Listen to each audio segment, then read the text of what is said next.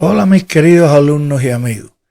Hoy vamos a abordar un tema de gramática en clase virtual como es natural, que es el video que ustedes están viendo, sobre el Subject Verb Agreement Rules. Esto es muy frecuente, los errores que se cometen cuando no conjugamos el sujeto y el verbo.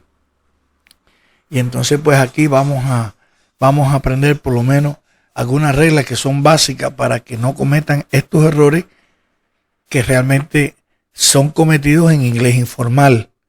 Pero en inglés formal esto no puede suceder. Así que vamos a empezar para los distintos temas.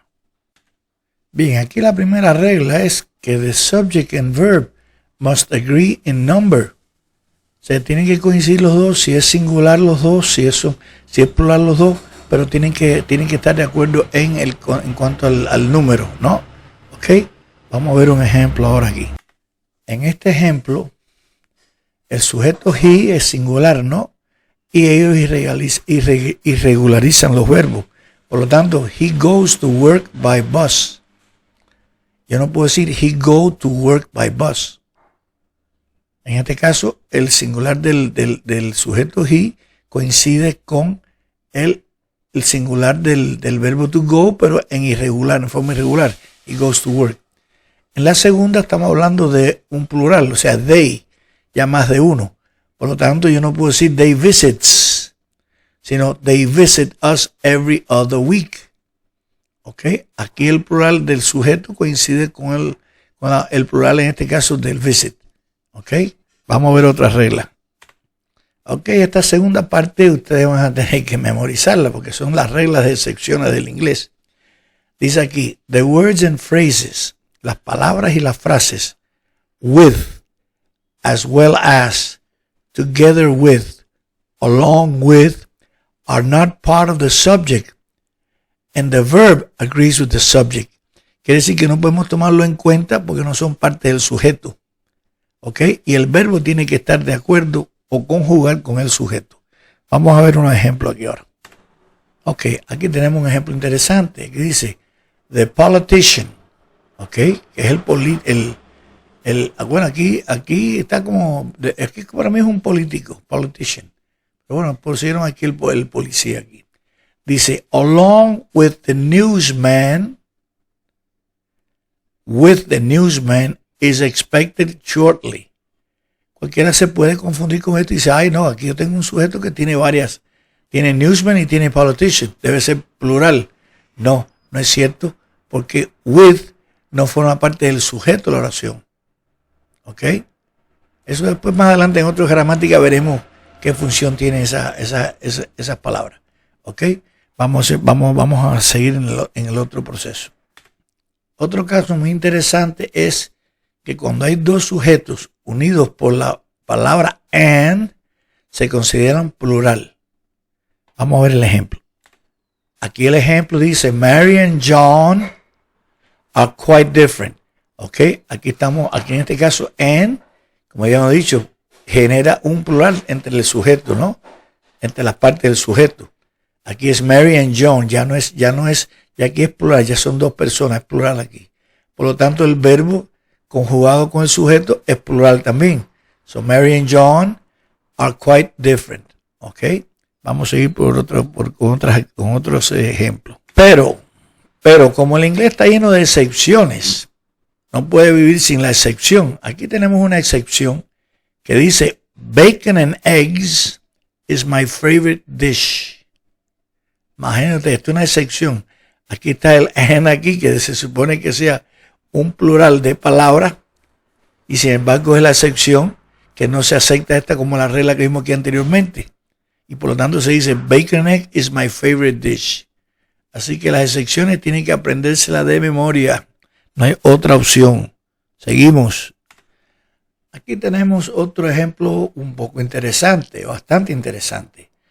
Dice aquí, with collective nouns. Estos son sustantivos plurales, like people, audience, etc.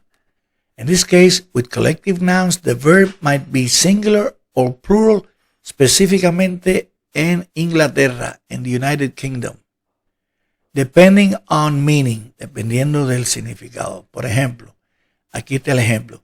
The audience was clearly enchanted by her performance. Bueno, en este caso se usó el singular del verbo to be was aware. ¿Ok? Pero lo que normalmente se hace es, en este caso, como estamos en la parte de aquí de América, no de Inglaterra, pues decimos entonces que the audience, que realmente se refiere a una audiencia, a un grupo de gente, this is a collective noun, are strangely subdued, clapping politely after each song. La audiencia que está subyugada de una forma muy maravillosa, están aplaudiendo muy educadamente para cada canción. Más o menos esa es la definición. Es un caso interesante. Vamos a ver otro. Aquí tenemos otro caso muy interesante. Tenemos dos sujetos join, unidos by or not, or either, or, neither, nor, not only, but also. Take the verb that agrees with the subject close to it. Dice aquí, neither my mother nor my father goes to university. Ok, en este caso el sujeto más cerca del verbo es my father. Por lo tanto es singular el verbo también. O sea, singular my father y singular el verbo. Muy interesante. Vamos al otro caso. Otro ejemplo interesante aquí, el número 6. Dice, in sentences beginning with here or there, the true subject follows the verb. El verdadero sujeto es el que sigue al verbo, ¿no? Dice aquí, there is a bush near the school playground. ¿Ok? Aquí tenemos el sujeto verdadero es bush, ¿no? A bush. Y por lo tanto, en ese caso, yo utilizo is. There is a bush. Porque puede decir there are. Pero entonces para decir there are, tengo que decir bushes. O sea que el verdadero sujeto en este caso es el sustantivo aquí, a bush. Y si fueran bushes, sería there are. Vamos para el otro ejemplo. Otro ejemplo interesante, el número 7, dice, the verb is singular if the subject is a singular indefinite pronoun, such as each, either, no one, everyone, etc. ¿Ok? Aquí la palabra nobody actúa como singular. Estos son pronombres indefinidos que realmente actúan como singulares. Por lo tanto, el verbo tiene que expresarse en singular también. So, nobody gets rich from writing nowadays. Si fuera plural sería get. Pero ya se usamos, o sea, nobody gets rich from writing nowadays. ¿Ok? Bien, vamos para el otro ejemplo. Y aquí es otra parte, como digo, de la excepción, ¿no?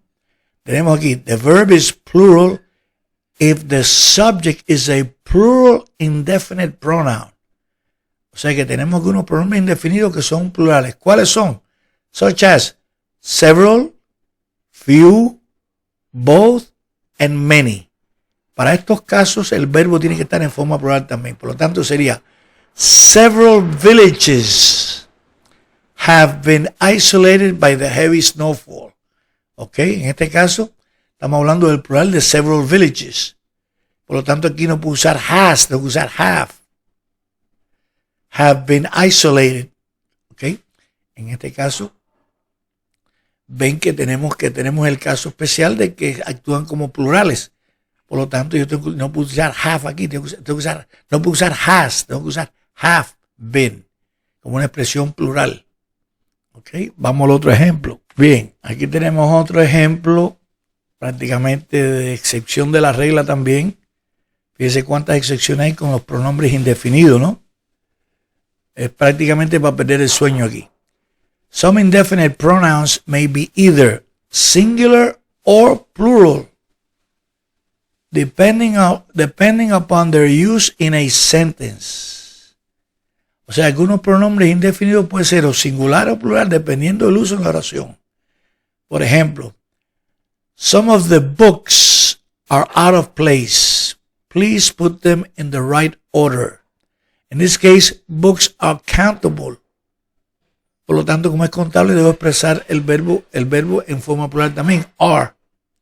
¿Ok? Ahora, sin embargo, en este caso dice aquí, igual usando some of, pero en este caso se va a referir a singular, por la sencilla razón de que es no contable. Entonces digo, some of the music was weird. Music is uncountable. Por lo tanto, si la música es no contable, en este caso utilizo el verbo en singular.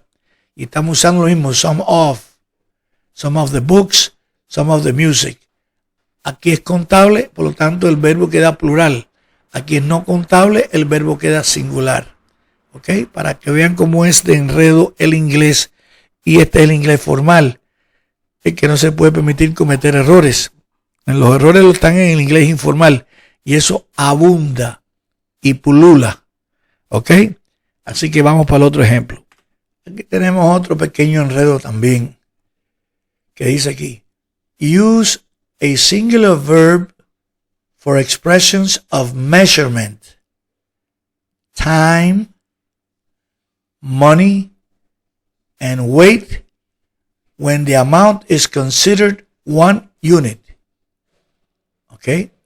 Por lo tanto, $50 seems a reasonable price. ¿Ok? Aquí tenemos $50 seems a reasonable price. Entonces aquí tenemos using singular verb for expression of measurement, time, money, and weight.